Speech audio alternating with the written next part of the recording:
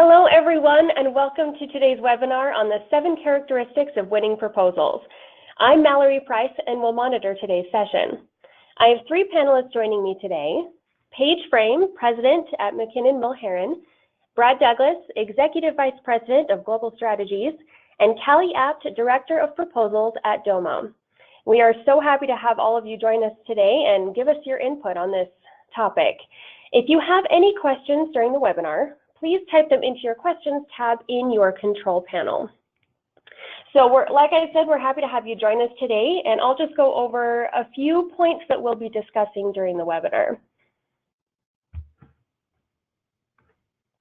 First of all, you can see on your screen, we will discuss the overview of best practices for proposal development, and we'll review each of the 7 characteristics that are common to showing quality in your proposals. And third, we will learn how to score your own proposals and use a checklist to do so.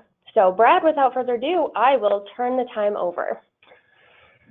Thank you, Mallory, and thank you, Callie and Paige, for joining.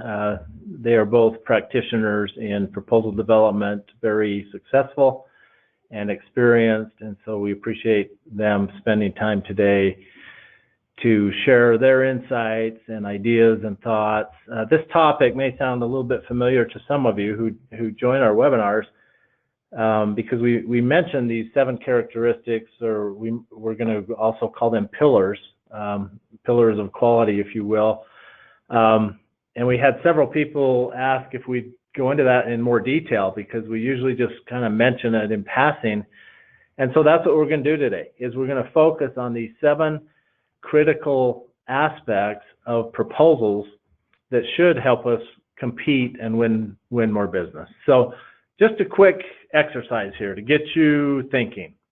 Just in your little chat window, if you're live with us on your computer, how many bars do you see here in this little diagram? How many bars can you count?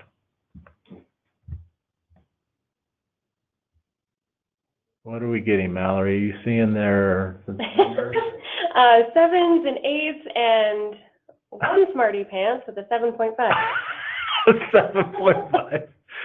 16 we got. Aye. Okay. So we got 7s, 8, 16, 7.5. So what's the point here? There's actually no, I guess, one single right answer. It kind of depends on how you look at it. And so what does this have to do, anything to do with what we're talking about today? Well, perception is everything. We are developing proposals, we're selling, we're writing proposals, we're creating messages, and we're not exactly positive how the customer is going to respond to what it is we put in front of them. It all depends on their perception, maybe their role in their organization, what their thinking is, and same with that little diagram. Whether you start counting from the top or bottom or in between or double count the bars, there's a lot of different angles you can look at that diagram, just like a proposal. There's more than one right answer in the way we create proposals. There is no one single cookie cutter way to do a proposal and make sure it's going to win. Customer expectations vary. So some customers might expect you to count those bars from the bottom across. Some say, I'll count them from the top across. And the point being, no 2 proposals are exactly the same. Just like in that image, not everyone's going to get the same answer. So why is this topic important to us? If we are in the business of trying to win business, and it requires a proposal of some sort, written, verbal, unsolicited, solicited, it matters to us because our company depends on it. Our company depends on us competing and winning. So there's revenue involved. Profitability is certainly a factor when it comes to this topic. If we do things in a spirit of chaos, and we're ad hoc about how we do our proposals. There can be a spirit of burnout on our teams. We can burn our people out, ourselves out, if we don't do it consistently and do it right. There's extreme frustration if we try to reinvent the wheel every time and we don't adhere to the basic principles of proposal development. You know, there's more and more regulation and protests going on. And if we don't adhere to these 7 characteristics we're going to talk about, we are opening ourselves up for all kinds of potential challenges post-submittal, once we submit the proposal. So those are the kinds of things we want to avoid. Why else does this topic matter? Well, we can't afford as companies to have our win rates plummeting. Our win rates need to go up, not down. And that's the point of what we're going to talk about today. How do we help ensure and secure potential win rates? And then finally, and this might be somewhat subtle to some of us, but it is very important that we respect and enhance our brand in the way we develop proposals. You know, I once had a manager tell me, and it was really good advice. He says, you know, sometimes you win business based on how you sell, not what you sell. And I completely buy into that. The way we approach customers, the way we interact with customers, the way we present ourselves on the page, on the paper, in the proposal, in the briefing, phone calls, emails, that all strengthens or weakens our brand. And so we can't ignore that when it comes to following basic principles of effective proposals. So I'm going to ask Paige if she would, she's worked her share of proposals and other strategic projects. If she'll kind of talk us through the EKG of a proposal writer or proposal manager working a deal. Paige, would you walk us through the heartbeat of a proposal professional? Yeah, absolutely. Thank you, Brad. So some of this might look familiar or feel familiar to some of you, that you start a proposal project, you've got the RFP or RFQ release, things are going fine, then you get closer to the submittal, and all of a sudden you're starting to panic and make mistakes and kind of freaking out about things until you flatline.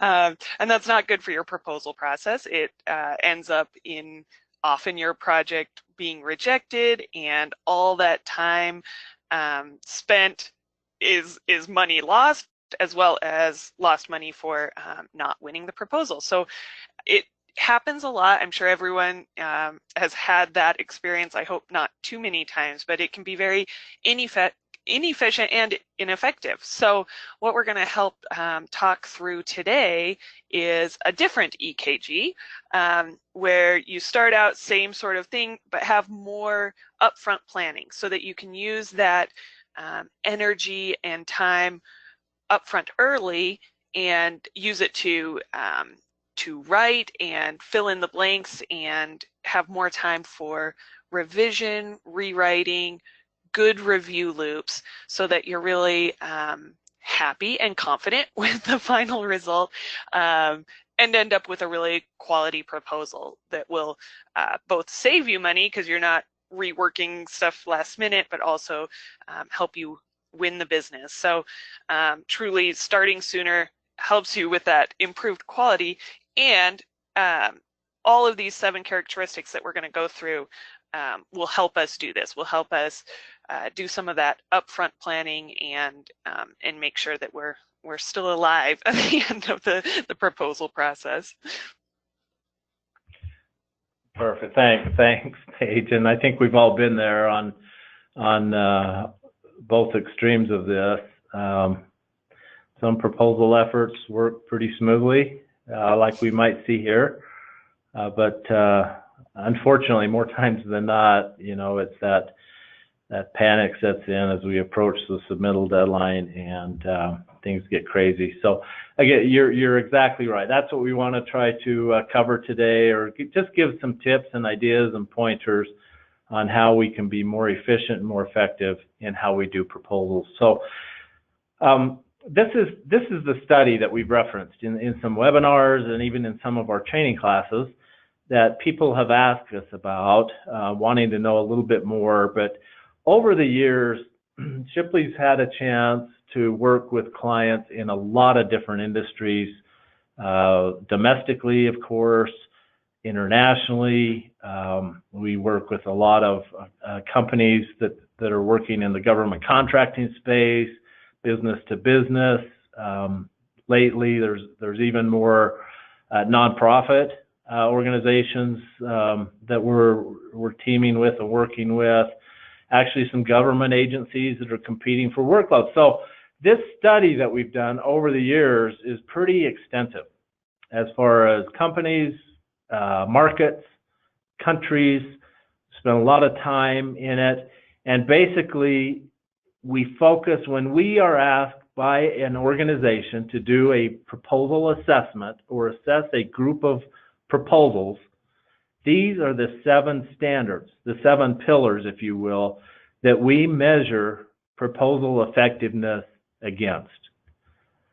Compliance, responsiveness, competitive focus, strategy, the quality of the writing, the visualization of the document, the proposal, and the actual page and document design.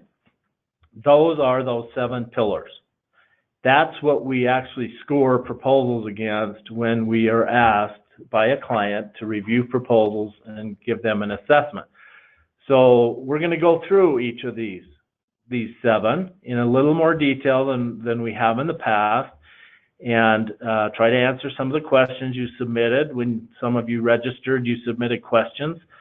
And if you have some as we go, please put those in your question box and we'll try to get to those. So here in this gray box, you see the criteria, those 7 characteristics. And then you can see in the lower left here, the scoring criteria, if you will, the benchmark scoring. So we score each of the 7 pillars on a score of 0 to 6. If a proposal meets the benchmark, the industry benchmark that has been set by industry, then they get a green. Yellow, you'll see here in a minute, means they fell a little bit short or they're right at the benchmark. If an area shows up red, that means that there's trouble. So these are the industries across the top. What we did is we just grouped all of these proposals that we've assessed over the years into these various industries.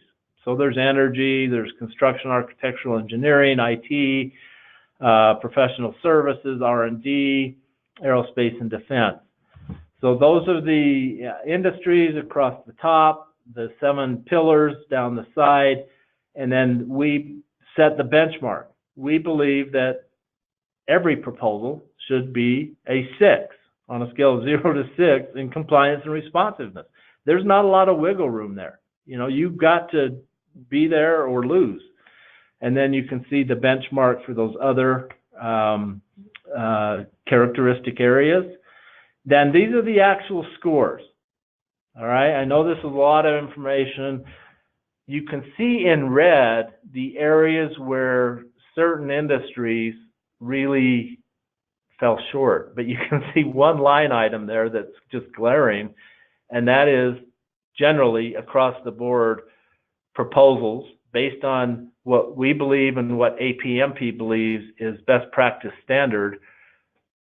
A lot of proposals are falling short when it comes to competitive focus, meaning the proposals are all about us and we don't really tell our story as to why the customer should choose us.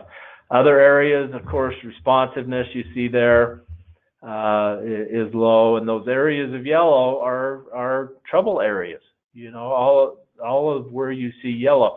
Green areas, you know, as a group, the proposals generally were okay, you know, at or close to the benchmark. So page and document design, quality of writing, was okay in some industries, not so okay in others. So this is the data. This is the information that comes from that research and from those assessments that we've done over all of those years. So let's take a look at each one of these 7 pillars. And the end of this, we will send you as a follow-up. We're going to show you just a simple little checklist tool that you can use to gauge your own proposals against these 7 pillars. And we'll be actually getting that to you after the webinar, just as a thank you for attending. And we'll show that to you here in just a few minutes. So let's talk about pillar 1, which is compliance. And Callie, I'm going to ask you, if you don't mind, to cover these first couple of pillars and walk us through what these mean and how important they are. Sure. Thanks, Brad. Well, pillar 1, as you can see here, is compliance. So in other words, have all of the bid request requirements and instructions been followed? And I just want to point out that no matter what industry you're in, if you're submitting a proposal that isn't compliant, all of the work that your team has done could potentially go to waste if the evaluator deems that you aren't compliant and throws your bid out. So this is really critical, and I'm glad that it's pillar number 1. And hopefully none of you have experienced being thrown out in the past.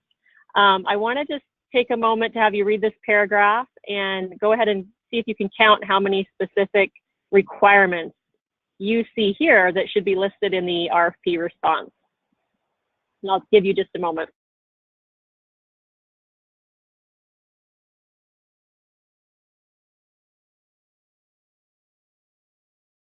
All right, well, we'll see if you got it correct. If you strip down this RFP requirement paragraph, there are actually, Brad, you want to go ahead and show the next Yep. piece of this slide? There are actually 6 unique requirements. And so this compliance checklist, as you see here, or you might also hear it called a compliance matrix, would really be a tool, and it could even be done in Excel, for managing the different areas that you need to make sure you address in your RFP response. So really what they're doing here is taking line by line, every shall, will, or must, and they're putting them into a separate row in your matrix. And this is really just going to show that it's going to show the evaluator that you're experienced, you have a, strong approach, and that you're easy to do business with, and you're going to make it easy for them to judge your response. And this is also going to help your team organize writing assignments and section themes and strategies, and it will even help you as amendments come out for different RFPs that you're working on. And then, Callie, also, as we go back later in the proposal development process, it's this compliance matrix that you mentioned that really helps us toward the end, as we're going through maybe a red team review or final review, just to double check and make sure that nothing's been omitted. So the better we are on this front end part, as Kelly has mentioned, of developing, here's an example, the better we are, the more detailed we are, the more likely we are to be compliant.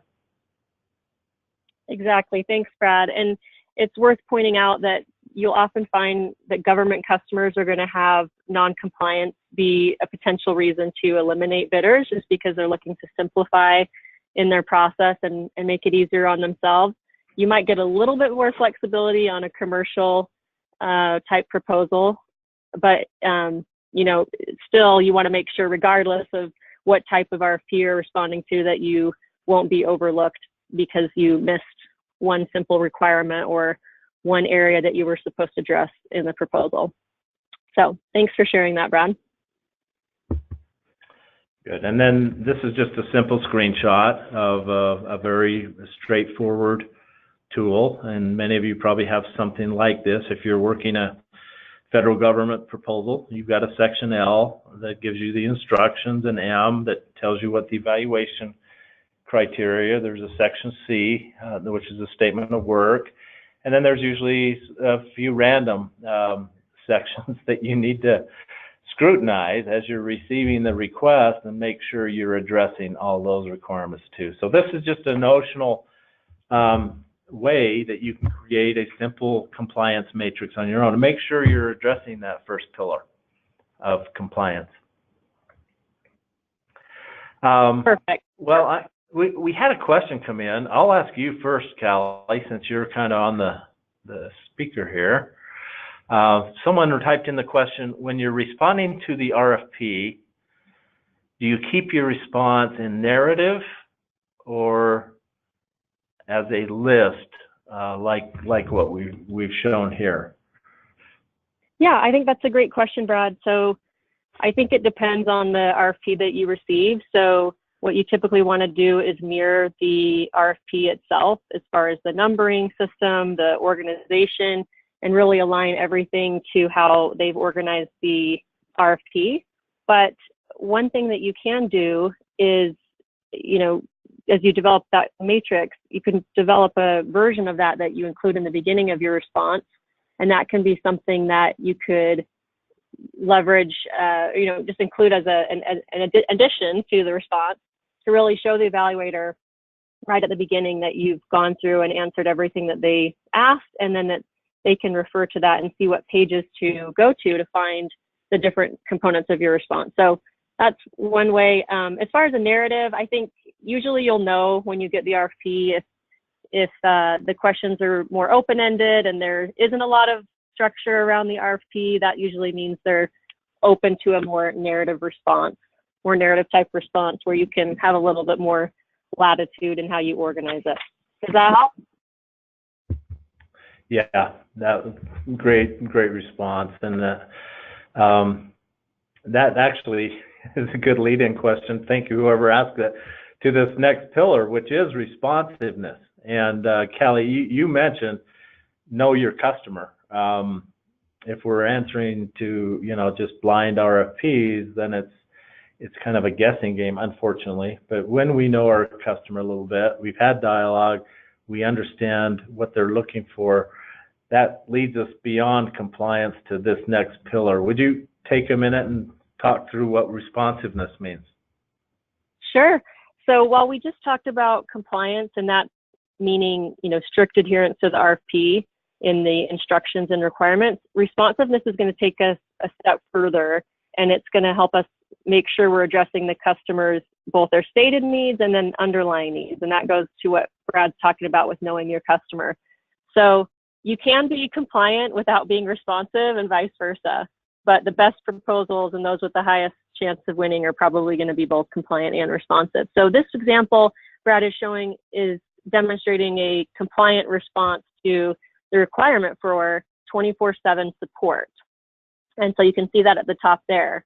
And some of your competitors are probably going to include statements like that in their RFP responses. But if you want to stand out and really be much more responsive, you can take that a step further and get into detail on maybe support locations, languages that you offer, and some SLAs or response times that really are benefits to your customer around your 24/7 support model. So these would be things that help you show your customer focus and, just kind of earn you maximum points.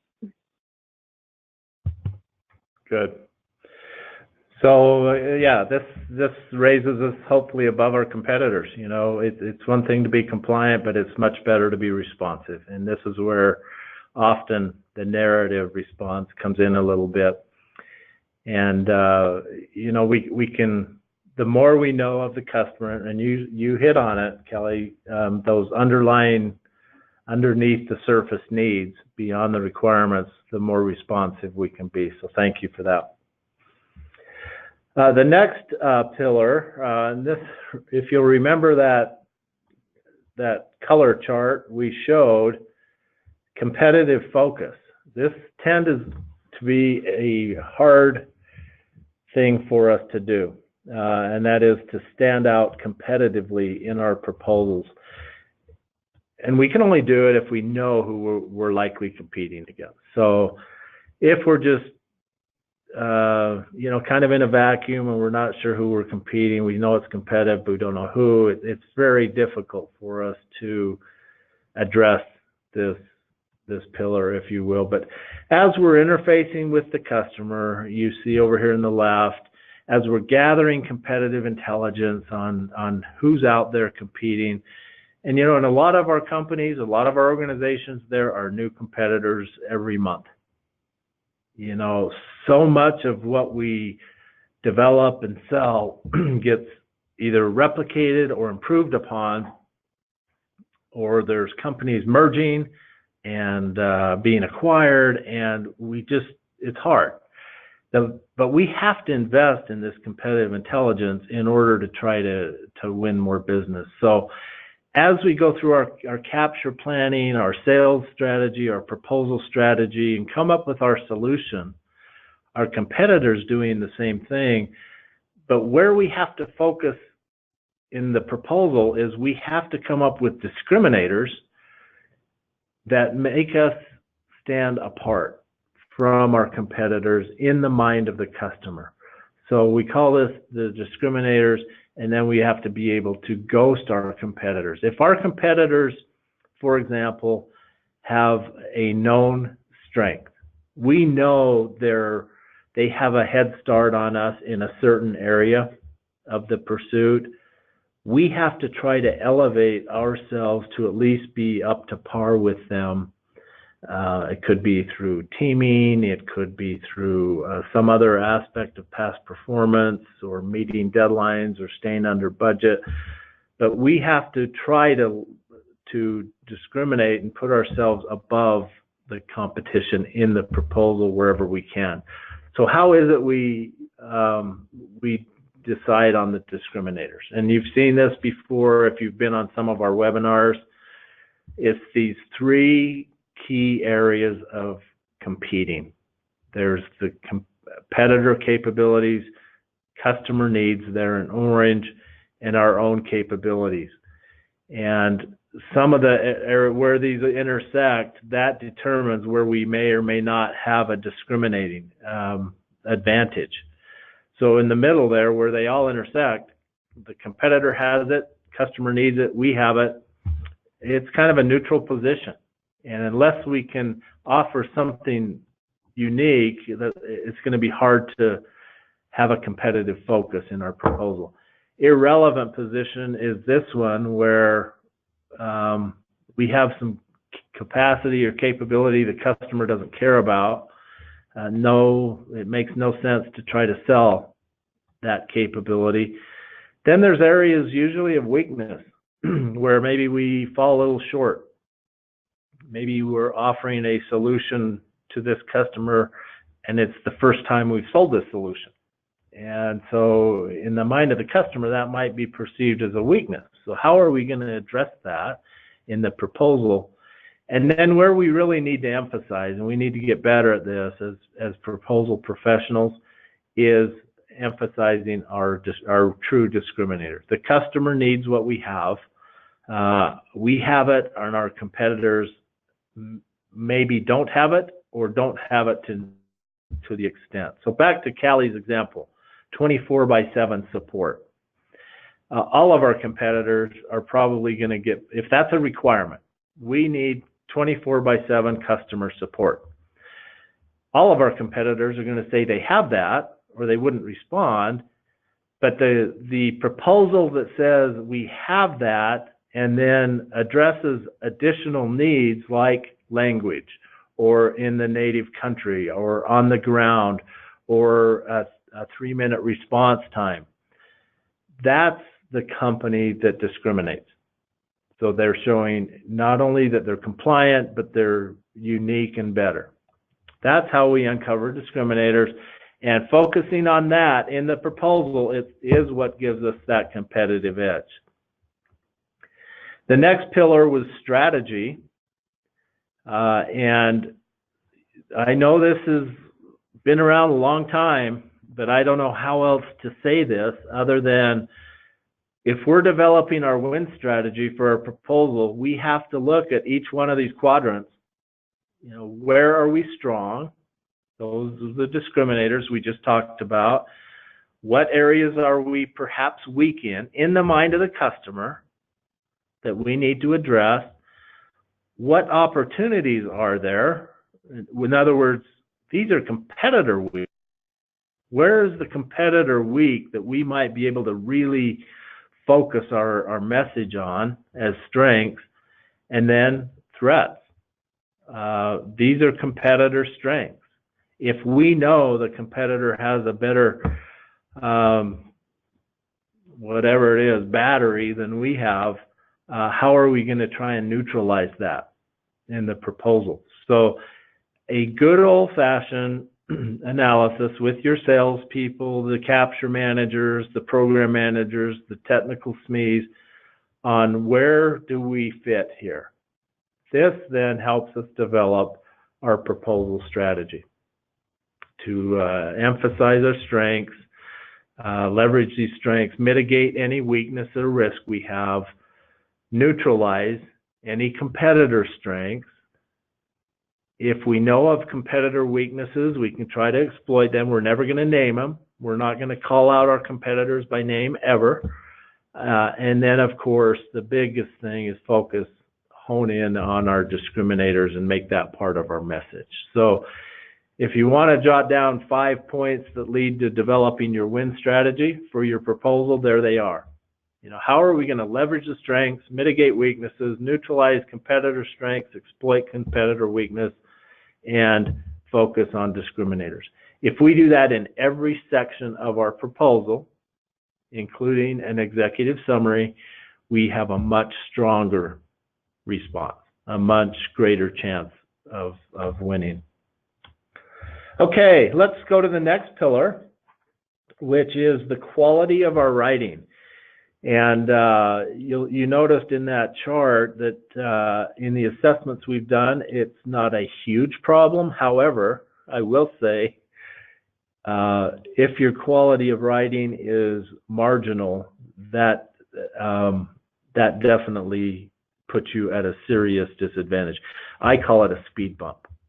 If I'm a reviewer, if I'm an evaluator, and I'm reading along or skimming through the proposal, and there's poor writing, it is a complete speed bump to me, and it taints me and my decision making. So would you spend a little time, Paige, just talking about some of the key elements of good quality writing? Sure. Yeah. And I think that's a great example of the speed bump, because it is good to hear that the quality of writing is not a huge deal, but you want to make it easy on your evaluators. You might have gone through the first 4 pillars and you're compliant, you're responsive, you're strategic and competitive. But if you don't do a good job of writing that out and making it clear to the people reviewing your proposal, then it's a lot of wasted effort. This is your time to really explain how you are competitive and strategic and responding to everything that they're wanting. So the first thing to do when you're trying to improve the quality of your writing is really keeping your customer in mind. So making sure that it's customer focused, that you have their vision in mind, and that you are writing directly to them, and making it easy, that you're not making a speed bump for them. In that same vein, you want to name the customer as many or more times than yourself or the seller. So really, again, making sure that the customer's up front, you're answering so what or why do we care, and answering any concerns that they might have. And then a third thing to do to make sure that your quality of writing is top-notch is to make sure that you're citing benefits before features.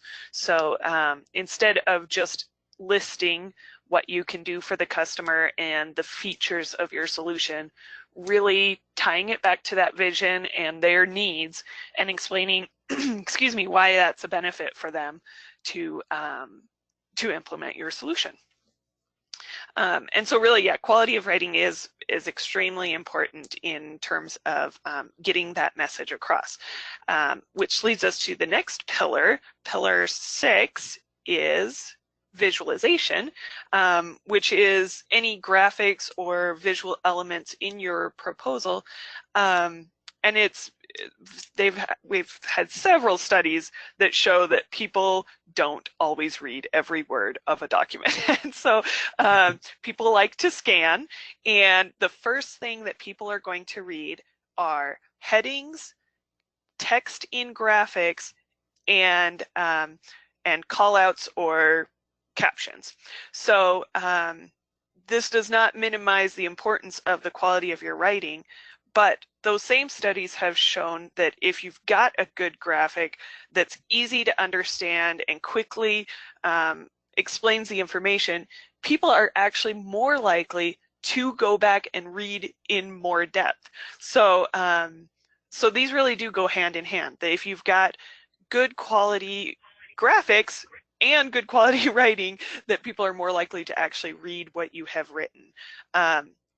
But that does depend on your graphics being clear. So you want to make sure you're not just putting graphics in there for the sake of having something interesting on the page, but really explaining it. So this is a good example that shows, you can clearly see that it's an organizational chart. You can kind of get a feel for the people on the team, which is nice.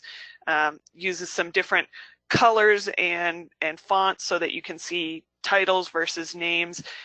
It's just a very quick, at a glance, you can understand what's going on here. And then you have the opportunity to put a really strong caption with those graphics that people are more likely to read than the bulk of your content. And again, leading with your customer, adding a benefit right into that caption. Take advantage of knowing that that's something people are likely to read more carefully than the rest of your content. Great, thank you. So two very, very important characteristics of how we consider proposals apart. By the quality of our writing, you hit on the main points. Thank you. And then graphics are very, very important. Paige, I'm going to let you try to answer a question that just came into Mallory. Sure. You give your opinion, and then Callie, if you want to chime in, or I will. I think this is one of those questions where there's more than one right answer. But here's the question. It says, do you use a customer name or acronym, or do you use the word you directly in the proposal? So do you write directly to the evaluator as you, or do you use the customer's name with ABC company throughout? Yeah, so that is a great question. I do think it depends on knowing your customer, but a few things that ways you can try to kind of sleuth out the best way to do that is, I always look at how they talk about themselves in the RFP or solicitation. So for one, you never ever want to use like an acronym that you're using internally, but they don't put in their RFP. And so if they have a very long name, but they use that long name consistently throughout the RFP, then you want to follow suit. You want to do the same thing. If they shorten it to either just a shortened version or an acronym, I think it's fine to use that.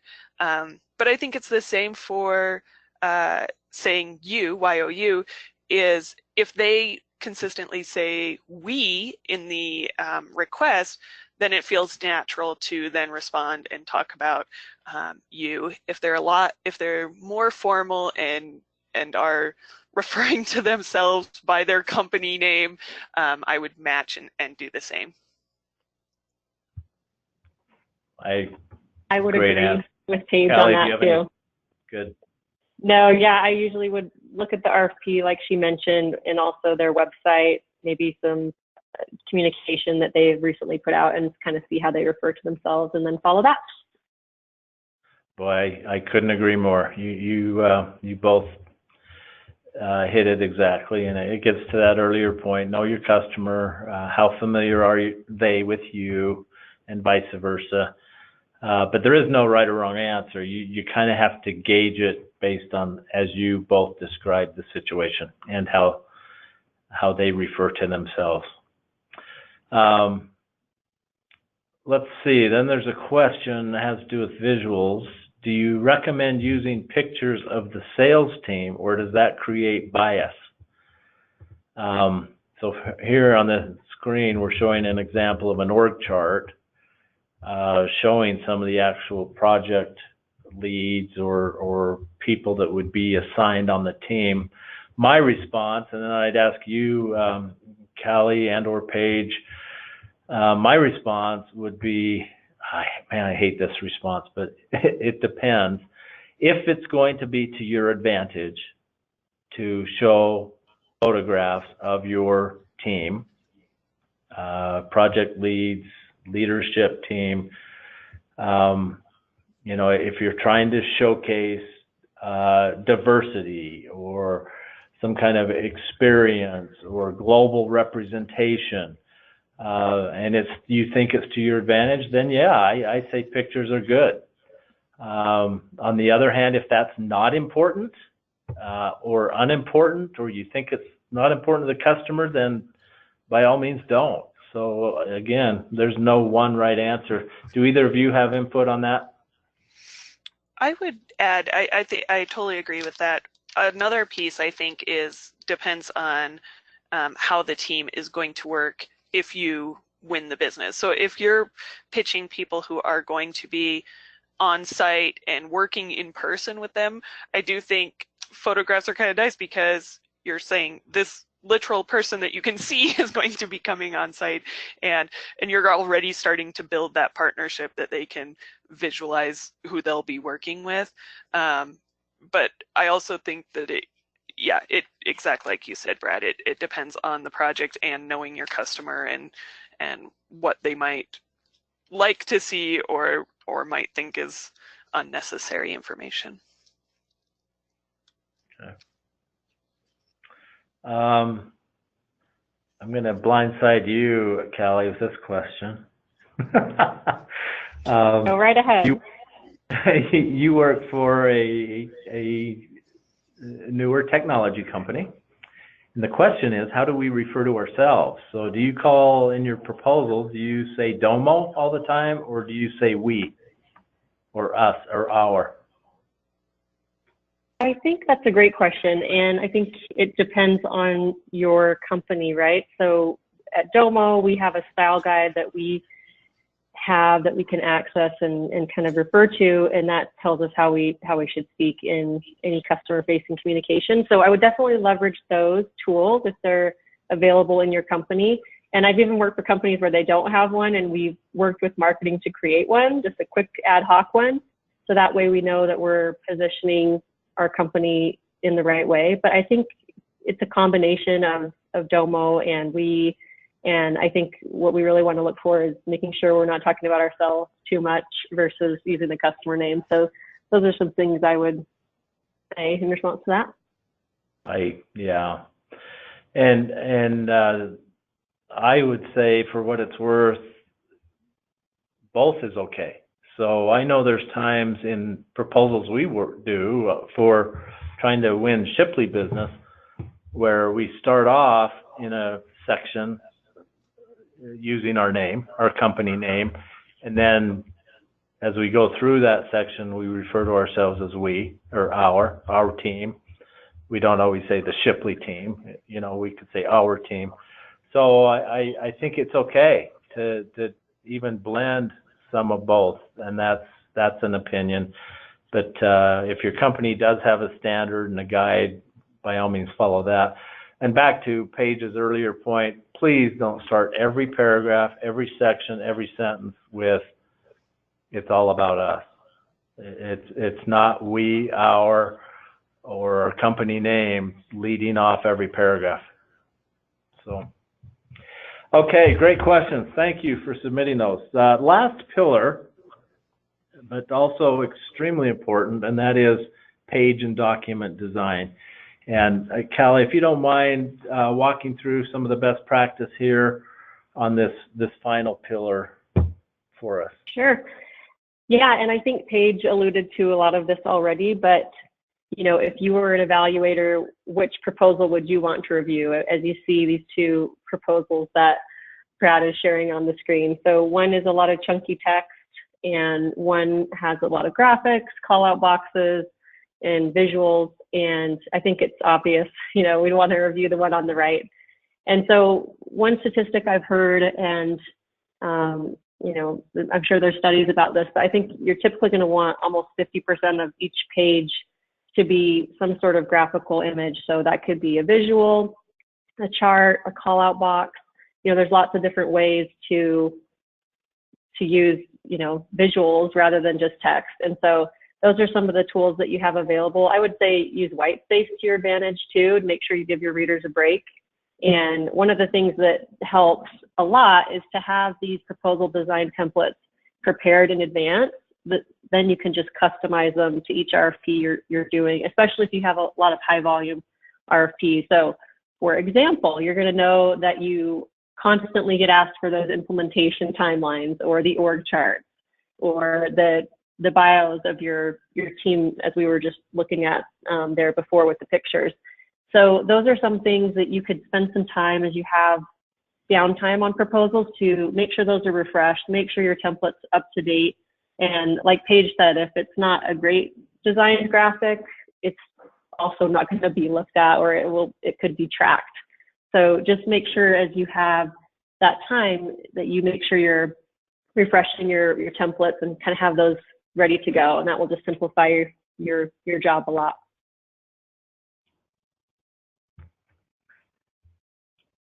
Good. All right, Brad, do you want me to cover this one too, or did you want to speak to this? Yeah, go ahead. Just here's a little checklist for this pillar. Perfect. Yeah, so you could create a checklist, and like Brad said, we're going to share a checklist after this conference call. But these are some of the things that you can look at as you're doing either your formal reviews, like a pink team, red team, or if you're just doing more of a, you have really quick turn proposals and you need to do a quick review, you could check off these things. So have you used white space? Have you made it easy for them to score? And that kind of goes back to maybe you have a table with each requirement listed and where to find it. Did you use visuals with action captions? There's a lot of resources on the APMP body of knowledge site too around this. So I would leverage that as well. And then paragraphs. Good to make sure that you're not dragging on with your, each of your sentences and your paragraphs, making sure everything's organized logically, and that that your sentences are also not too long when you're using active voice. So yeah, these are some baseline things that if you just go through a simple checklist, you might spot some things you weren't looking at in your initial review. Great, thank you. So those are the 7 pillars. They're very important. They become a fantastic litmus test for us as we work through proposals. We had one more question just came in. How would you handle a proposal with really tight page limits in forms of using graphics and white space?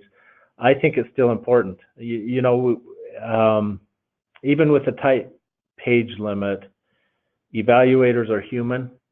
I've sat through several panel discussions at APMP conferences where they have had evaluators from various government agencies or businesses answer questions about this, and without exception, everyone prefers a easy to read, easy to score document. And I know we need to tell our message. I know we need to get the words on the page, but I think even when it's limited, page limited, and it's a tight limit, we have to err on the side of making it easy for the reader, for the evaluator. So we don't want to obviously put a lot of major big graphics in there that consume a whole half a page maybe necessarily, but make it easy. Keep lists short, leverage our headings, do the things Paige talked about when she talked about the quality of the writing.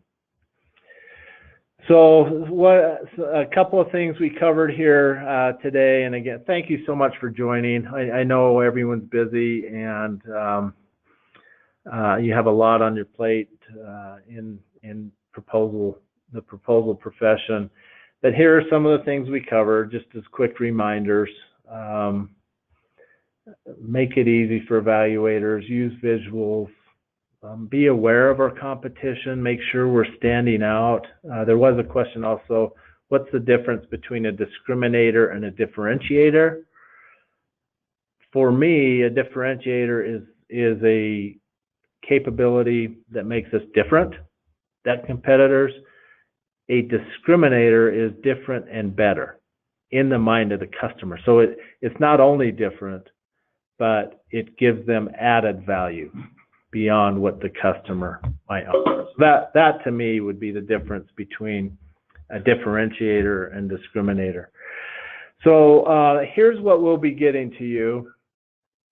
We will be getting to you this summary of these 7 characteristics, what they are, what the definition is, and then you're going to see on the back side of this,